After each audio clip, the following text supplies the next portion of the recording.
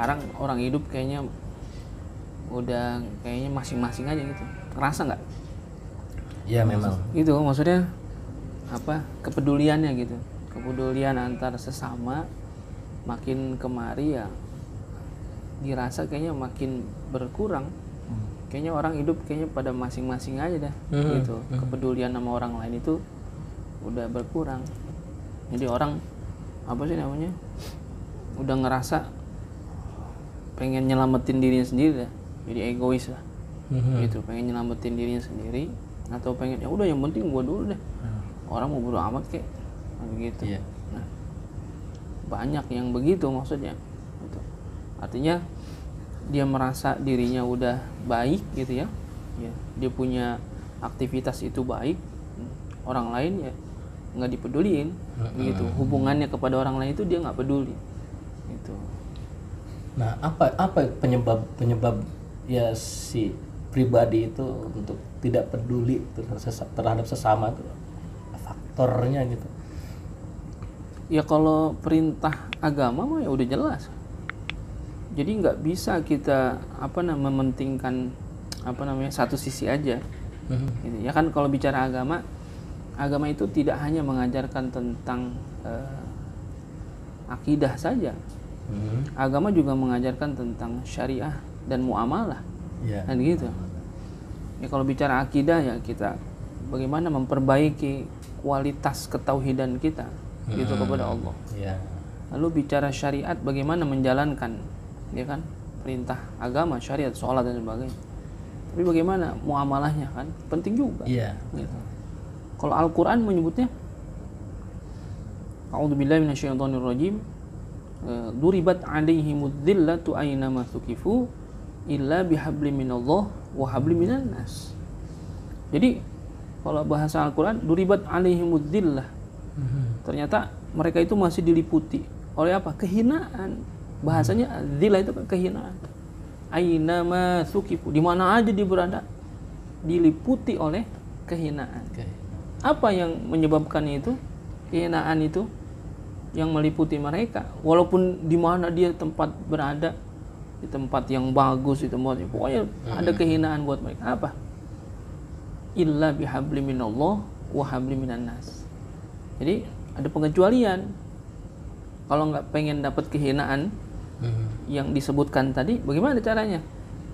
Illa bihablim minallah wa hablim minan nas. Perbaiki hubungan baiknya kepada Allah dan kepada manusia. Ya, jadi kita nggak bisa sholat rajin kan gitu, puasa rajin, umroh tiap bulan kan gitu. Tapi ada tetangganya yang kesusahan kan gitu. Ya kalau sekarang kan musim pandemi begini kan luar biasa ini kan gitu ya, banyak PHK kan gitu. Ekonomi ya baik, bukan ekonomi kita doang ini mas, sekarang ekonomi nasional kan gitu turun kan gitu. Terus bagaimana ya kita nih kan khairun nas anfa'uhum linnas, sebaik-baik manusia yang punya banyak manfaat sama orang lain kan gitu. Ada orang kesusahan, bagaimana? Ini lagi diuji juga nih apa? Solidaritas kita ini lagi diuji. Bagaimana? Ya kalau kalau dalam kamus Al-Munawwir itu bicara tentang solidaritas, ya bisa dikatakan dengan istilah at-tadhamun atau at-takaful. At-takaful al-ijtimai berarti apa? Solidaritas sosial. Ya, jadi kalau kita merujuk ayat yang tadi, illa bihablim minallah wa hablim minan nas, ada orang hubungan baiknya kepada Allah cakep, tapi kepada manusianya nggak cakep, ya sama masih diliputi kehinaan juga. Bagaimana kalau sebaliknya? Ya solidaritasnya tinggi, bagus, tapi kagak sholat, ya sama juga diliputi kehinaan juga. Nah, perintah Al-Quran itu memperbaiki hubungan baik kepada Allah dan kepada manusia. Ada orang rajin sholatnya kan gitu, tahajud siang malam tahajud siang malam gitu, duha siang malam gitu. Tapi kepeduliannya sama orang nggak ada, ya tetap itu. Nah, ada apa? Diliputi kehinaan. Itu ternyata ya Islam juga sangat menitik beratkan ya. Bukan hanya bicara tentang apa namanya akidah saja gitu, juga bicara muamalah kok. Hubungan baik kita bagaimana tuh? Solidaritas kita terhadap sesama itu bagaimana? Ya kan ya yang sekarang kita hadapin deh. Ngerasa nggak? Ini diuji, kita lagi diuji sebetulnya. Bisa jadi kita mah ya makanan ada punya kan gitu, yang kita makan, yang kita simpen ada. Kira-kira tetangga kita ada nggak begitu? Ya gimana kepedulian kita? Itu kan diuji juga kan gitu. Kepedulian kita nggak ada, kira-kira bagaimana itu? Apa yang terjadi gitu? Iya. Apakah bisa berlangsung di kehidupan kita? Sebenarnya ya Nabi kan luar biasa gitu ya. Ya maksudnya walaupun Nabi ya kalau bicara Nabi ditanya Nabi itu kaya apa miskin? Gitu ya. Jawabannya kan begitu ya. Ya kalau bicara kaya atau miskin, jawabannya sebenarnya itu. Sebenarnya Rasulullah itu kaya. Cuma sederhana kehidupannya gitu. Punya nggak? Punya. Tapi bukan buat Nabi. Luar biasa itu tadi apa? At-takaful al-ijtimaiyah tadi itu. Apa? Kepedulian, solidaritas sosialnya itu luar biasa. Nabi punya. Tapi ada orang minta. Dikasih nggak? Kasih tuh Nabi. Dikasih, luar biasa itu. Kira-kira kita bisa nggak begitu ya?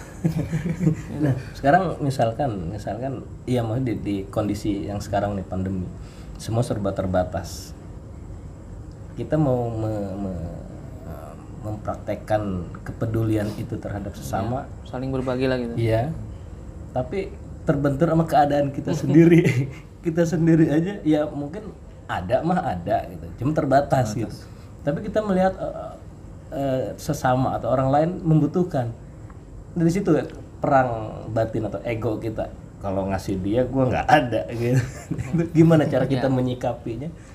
Sebetulnya sih bisa jadi itu mah hanya nafsu aja ya. Nafsu. Bukan berarti nggak ada sebetulnya kan? Ada sebenarnya, bukan nggak ada. Makanya kita lihat hadis Nabi itu yang ketika diperintahkan Nabi kalau kita masak sesuatu, gitu ya. Idza tabahta marokotan fa'akthir ma'ah kan gitu. Kalau masak sop, kaldu, maka perbanyaklah kuahnya. Suruh apain? Suruh bagi orang. Berarti apa? Ya kalau tadi kondisinya kita mau berbagi, tapi kita aja kagak ada. Kan gitu. Sebetulnya bukan nggak ada gitu. Sebetulnya ada. Kalau kita bagi juga cukup sebetulnya. Cuman bisa jadi karena apa? Nafsu kita aja gitu.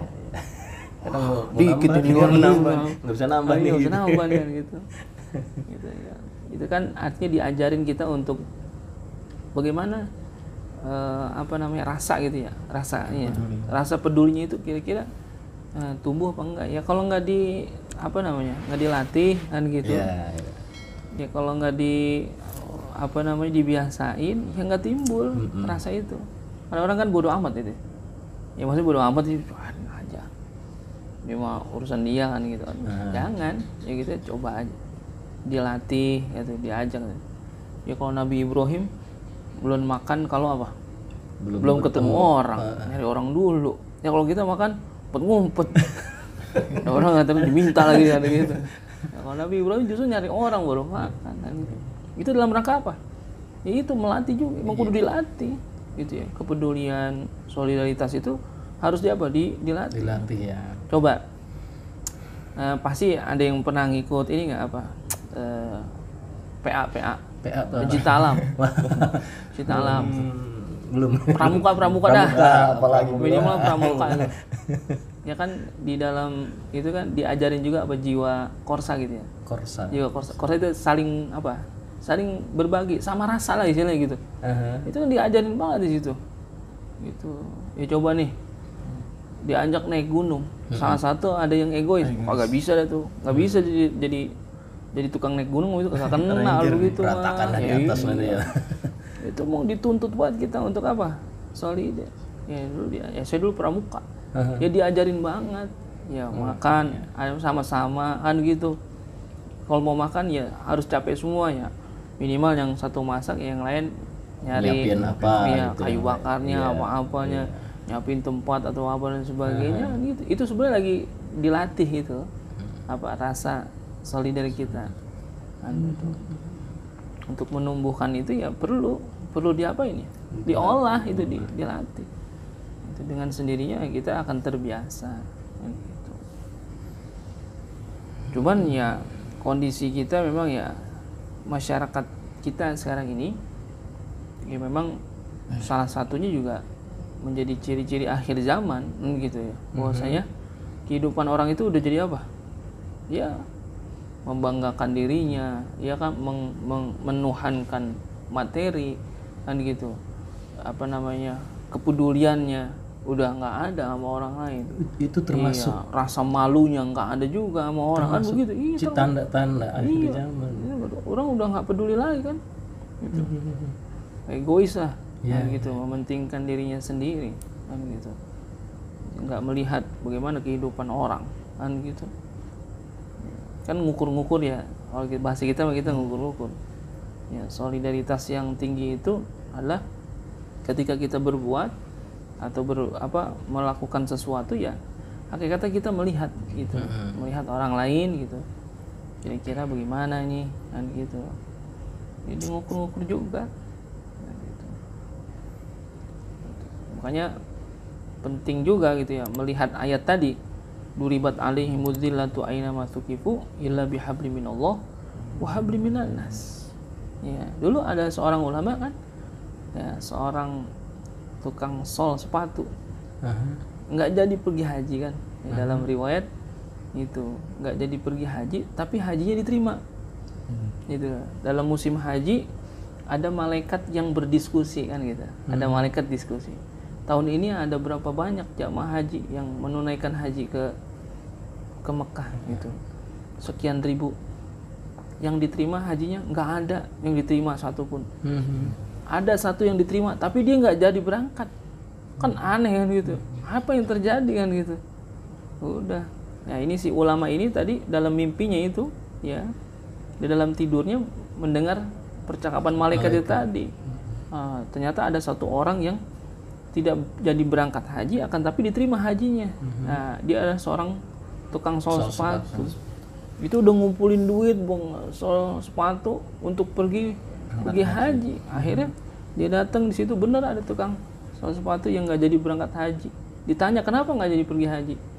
Jadi ketika dia mau berangkat itu istrinya itu hamil. Pas istrinya itu hamil, bahasa kita mengidam lah gitu. Pas lagi ngidam itu nyium bau masakan. Ini enak amat gitu ya, bahasa gitu. Ini enak amat bang. Ini orang masak apa ya? Minta apa? Kan kalau orang hamil kan begitu, minta apa? Barang dikit aja, kan gitu. Kalau bahasa kita, kalau nggak diturutin ntar anaknya ngeces kan. Ini bahasa kita begitu istilahnya gitu. Bang minta apa? Barang dikit itu. Apa sih yang dimasak Romana enak banget? Nah itu didatengin gitu. Bu masak apa sih? Romana baunya enak banget. Istri saya lagi hamil loh no. Gitu. Saya minta dikit aja. Ya kata si ibu, ini mah halal buat saya, tapi haram buat anda kan gitu. Nggak taunya apa, dia nemu bangke, ya nemu bangke, gitu, bangke kambing di jalanan.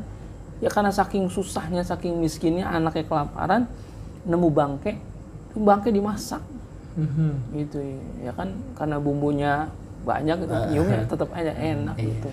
Lah emang apa yang dimasak? Saya lihat yang dimasak kan daging, iya. Cuman dagingnya itu bukan boleh nyembelih, tapi itu bangke saya ambil, tapi langsung ya bangke kan haram. Nah, gitu. Ya Allah, dia sedih. Saya bisa ngumpulin duit banyak buat pergi apa? Haji. Pergi haji, tapi ternyata ada tetangga saya yang kelaparan. Kalau begitu kira-kira haji saya diterima apa enggak? Akhirnya apa? Dia pulang ngambil makanan, ngambil duit. Jadi duit yang bakal pergi haji itu dikasih ibu tadi. Itu karena niatnya emang tulus luar biasa, ternyata dicatat jadi amalan hajinya, haji diterima padahal kagak berangkat. Gara-gara apa? Ya itu bagaimana kepeduliannya sama rasa gitu ya, merasakan apa yang orang rasakan. Kira-kira orang sekarang ada nggak yang begitu? Langka juga. Iya. Enggak juga ya. Gue bisa pergi umroh setiap bulan sekali maupun apa, tetangganya kesusahan dia kagak mau tahu duit gua bakal pergi emang Beli minta oleh-oleh lu gitu. kalau gitu. Nah ini makanya ya, luar biasanya ketika menyebutkan illa bihabli minallah wa habli minan nas gitu. Bagaimana hubungan baik kita kepada Allah dan kepada manusia itu sangat menentukan kita ada diliputi oleh kehinaan atau tidak. Jadi kalau misalkan bicaranya tadi kehinaan yang diliputi oleh diri kita dimanapun kita berada, ternyata kalau dua ini, salah satu daripada dua ini nggak ada sama kita. Baik sama Allah kepada makhluk, nggak baik kepada manusia nggak baik, ya itu akan diliputi oleh kehinaan. Sia-sia juga. Sia-sia.